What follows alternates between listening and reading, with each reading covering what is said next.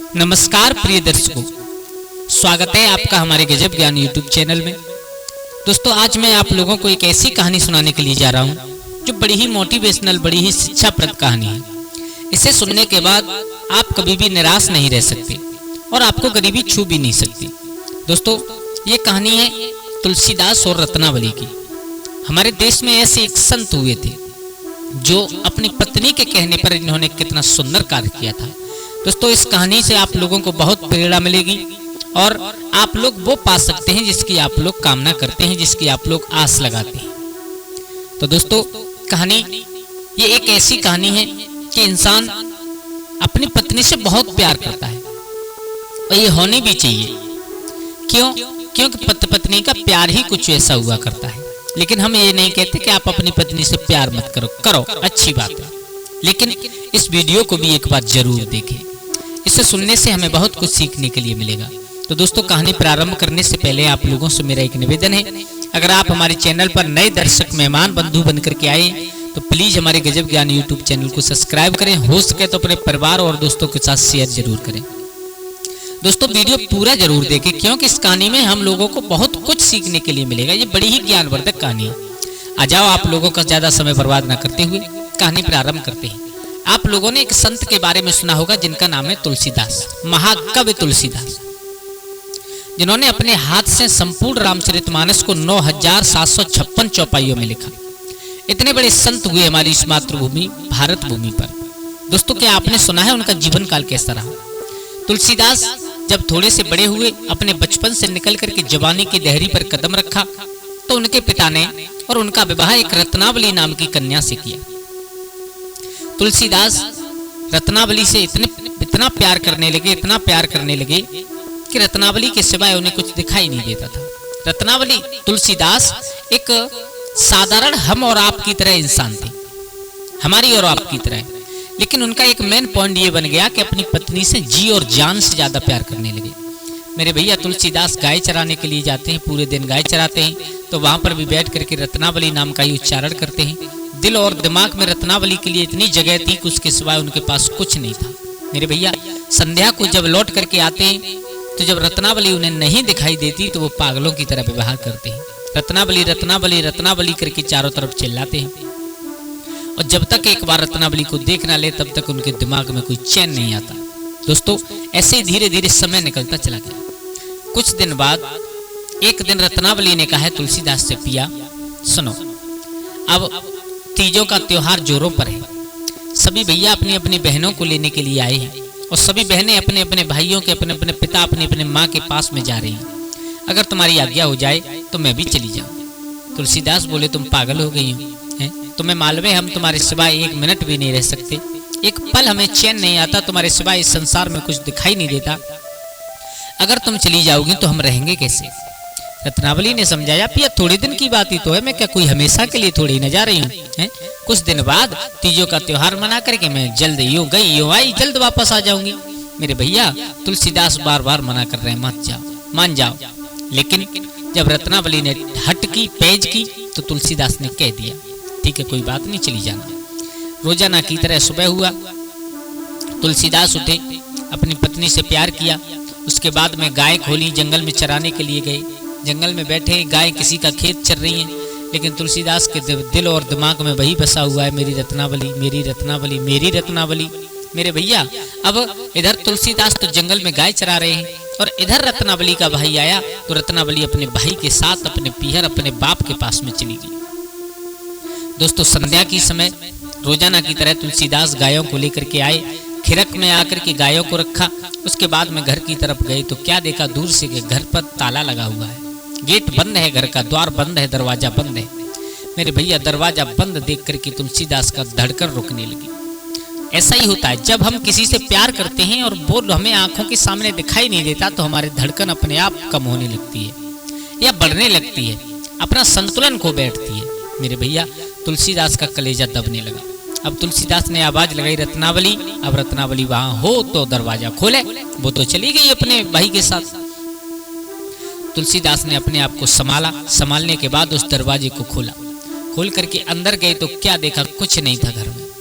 घर खाने के लिए दौड़ रहा है। तुलसीदास के आंगन घर में एक टूटी सी चारपाई पड़ी है, उस चारपाई पर तुलसीदास लेट गए, लेकिन नींद कहाँ, नींद किससे आने वाली है।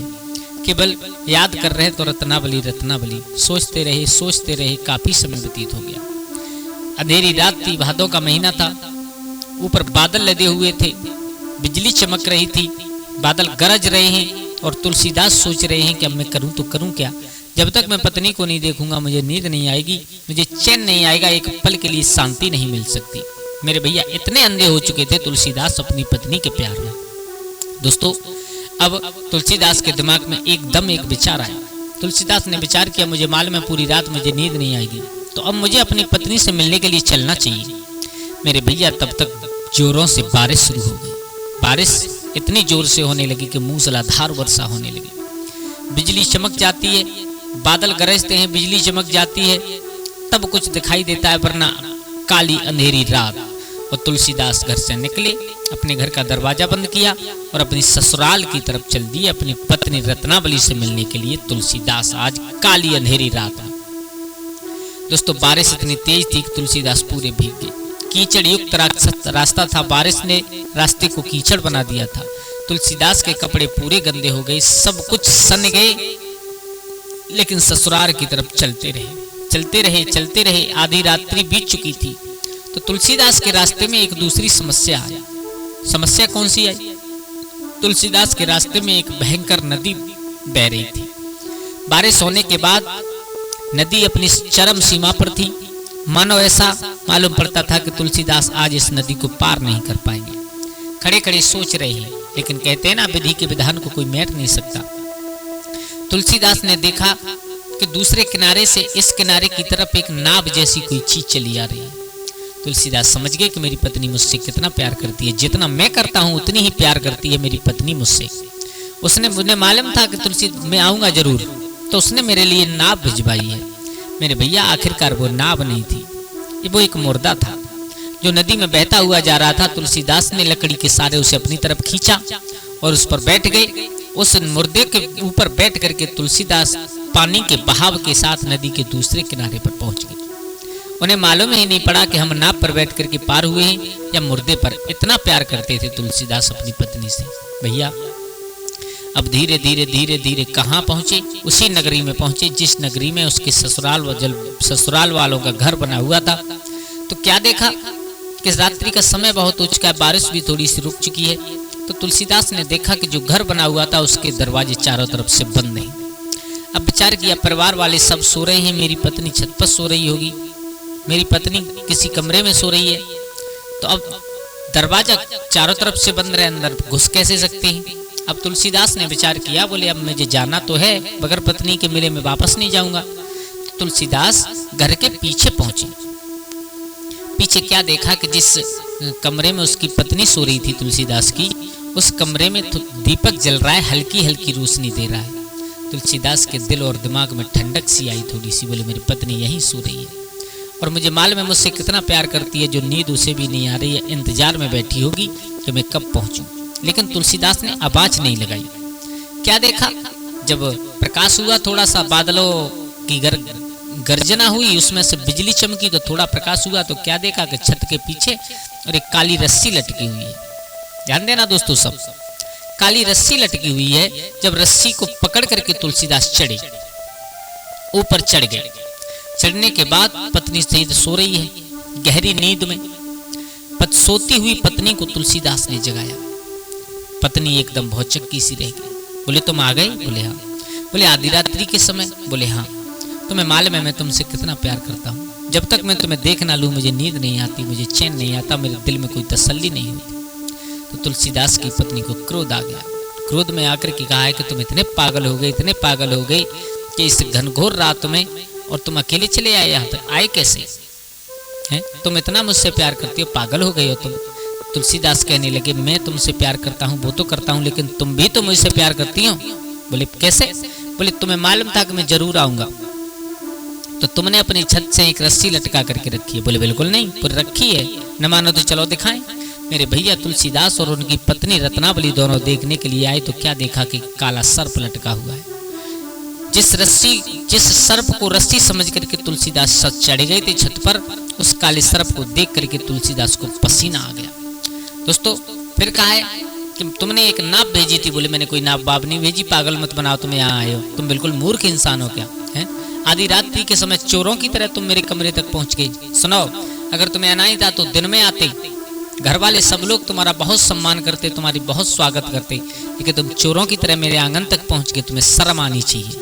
अब तुलसीदास नीचे को नजर किए हुए खड़े हैं। और दोस्तों ये बात हकीकत है, इंसान के दिल में ठेस तब लगती है जब बेइंतहा मोहब्बत करने वाला ही और हमसे जब कोई बात कह दी तो। अब तुलसीदास खड़े हैं तो पत्नी ने एक बात कहा, सुनो, तुम जितना प्यार मुझसे करती हो ना, इतना प्यार अगर तुम भगवान से कर लो तो तुम्हारा उद्धार हो जाए। तुलसीदास के दिमाग में केवल एक ये छोटी सी बात ही टच हो गई। दोस्तों ये बात हकीकत है बिल्कुल। हम किसी को जी जान से ज्यादा प्यार करें, जब वही हमें दुदकार दे तब जाकर के हमारी आंखें खुलती हैं। अगर तुम इतना प्यार मुझसे करते हो, इतना अगर भगवान से करते, परमात्मा से करते, तो तुम्हारा उद्धार हो जाता, साथ में मेरा भी कल्याण हो जाता। मेरे भैया उसी दिन से तुलसीदास निकल गए वहां से। दोस्तों मैं ये नहीं कहता हूं कि पत्नी से प्यार मत करो, लेकिन बेइंतहा मोहब्बत मत करो। इस कहानी को सुनने से हमें बहुत कुछ सीखने के लिए मिलेगा। अब देखो वीडियो ज्यादा लंबा होने के कारण इससे आगे दूसरा भाग हम आपको दूसरी क्लिप में जरूर सुनाएंगे, तो उसके लिए एक बार कमेंट में जरूर बताएं कि इसके बाद आगे क्या हुआ था।